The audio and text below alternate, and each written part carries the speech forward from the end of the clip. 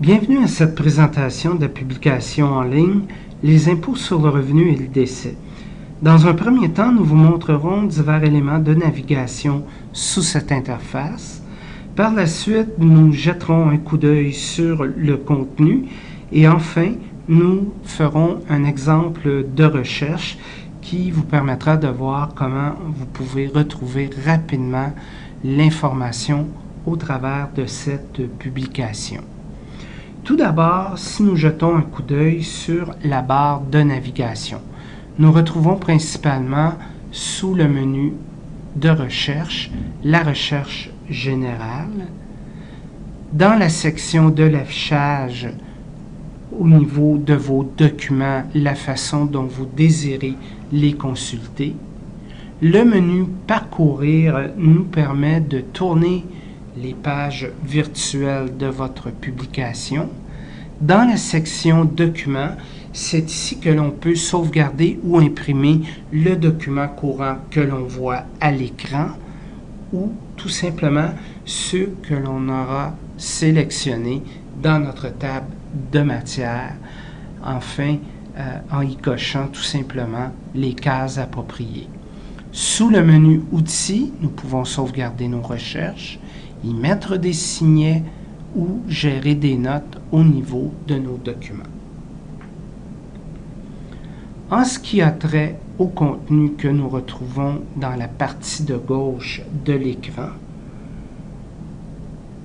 vous avez l'opportunité de cliquer sur le petit plus pour accéder aux différentes sections de la publication. Celle-ci est composée tout simplement de commentaires divisés en trois parties. Le contribuable décédé, la succession et les bénéficiaires et l'examen testamentaire. Si nous regardons le contenu d'un peu plus près, par exemple, je désire aller dans une partie, en particulier le contribuable décédé, je clique donc sur le petit plus. Je vais sous le titre en question, comme par exemple ici, les sommes payables périodiquement, et dès que je vois une petite page blanche, cela me permet d'y accéder.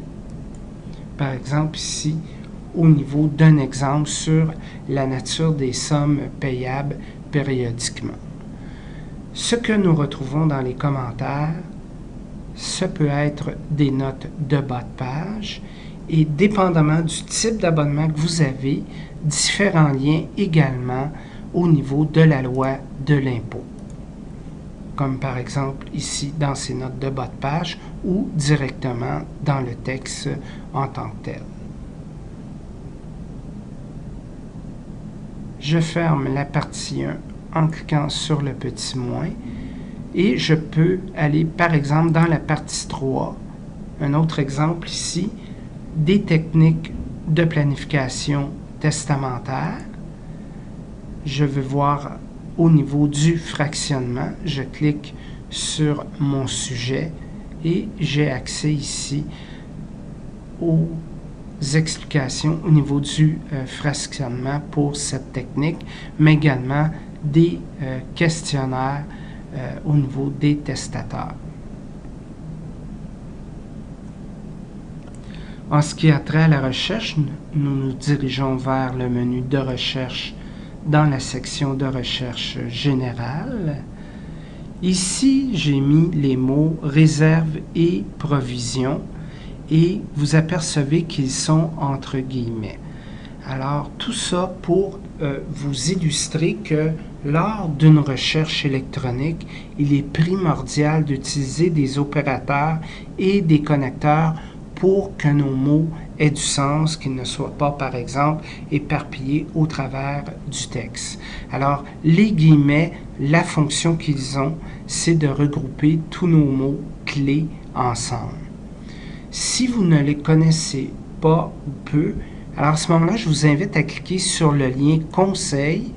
On va vous décrire un peu quelques conseils pour faire votre recherche, mais également vous présenter les tableaux des différents opérateurs ou connecteurs utilisés fréquemment.